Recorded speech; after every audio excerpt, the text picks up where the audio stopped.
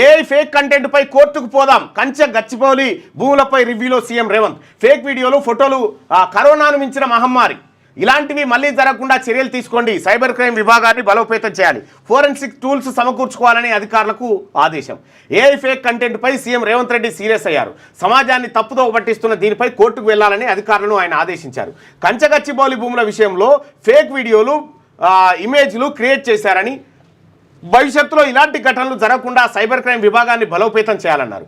AI fake కంటెంట్ను పసిగట్టేందుకు అవసరమైన అత్యాధునిక ఫోరెన్సిక్ హార్డ్వేర్ సాఫ్ట్వేర్ టూల్స్ సమకూర్చుకోవాలని సూచించారు. కంచగచ్చిబౌలి భూములకు సంబంధించి కోర్టులో ఉన్న కేసులపై శనివారం సెక్రటేరియట్లో సీఎం రేవంత్ రెడ్డి ఉన్నత స్థాయి సమీక్ష నిర్వహించారు.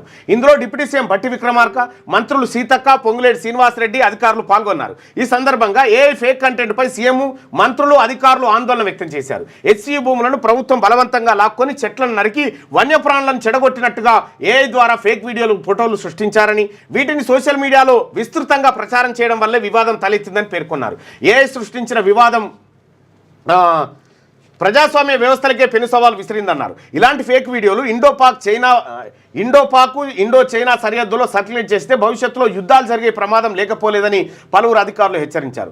ఏఐ ద్వారా రూపొందించే ఇలాంటి ఫేక్ వీడియోలు, ఫోటోలు కరోనా వైరస్ మించిన మహమ్మారి లాంటివని అభిప్రాయపడ్డారు. మీకు ఇప్పుడు అర్థమవుతుంది కానీ నేను గతంలోనే చెప్పిన, వేం నరేందర్ రెడ్డి గారికి చెప్పిన, అయ్యా వీటిని ఎట్లా కంట్రోల్ చేయొచ్చో నేను ఉపాయం చెప్పొచ్చిన, వాళ్ళు పట్టించుకోలే.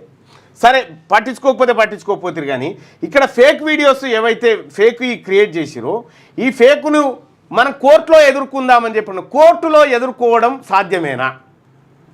ఇప్పుడు ఈ ఏఐని కానీ, ఇప్పుడు ఏఐలలో అసలు ఇంకా ఏది సెన్సార్షిప్పే లేదు. గ్రాక్లో ఎలాన్ మాస్క్ తీసుకొచ్చింది చూస్తారు కదా ఎట్లున్నదో. అది నువ్వు తిడితే నిన్ను తిడుతుంది, అది డైరెక్ట్ నువ్వు తిడితే నిన్ను తిడుతుంది అది. సో అంత సెన్సార్షిప్ లేనటువంటి వ్యవస్థ వచ్చింది. మరి ప్రజలు కూడా నిజంగా మన దగ్గరకు వచ్చినటువంటి వీడియో నిజమా కాదా, ఫేకా, ఇది తెలుసుకోవాలంటే ఈ ఏఐ టూల్స్నే వాడాల్సి ఉంటుంది. మళ్ళీ ఈ టూల్స్నే వాడాలి. దాంట్లోనే ఫేక్ తయారవుతుంది, దాంట్లోనే అది ఫేకా కాదనేది కూడా చెప్తా ఉంది.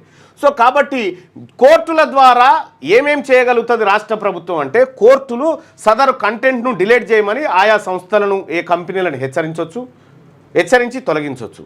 వీళ్ళ మీద ఎవరైతే ఫేక్ వీడియోలు పెడతా ఉన్నారో వాళ్ళని ఐటీ యాక్ట్ 66, ఆ తర్వాత బిఎన్ఎస్ ఏదో మారినట్టుంది, దీని ద్వారా కొంతమేరకు శిక్షించవచ్చు. కానీ పూర్తి స్థాయిలో నిరోధించేటువంటి శక్తి ఇప్పుడు కోర్టుల దగ్గర కూడా లేదు.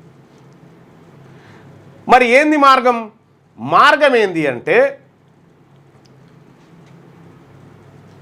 అది ఉందిగా రక్త చరిత్ర సినిమా.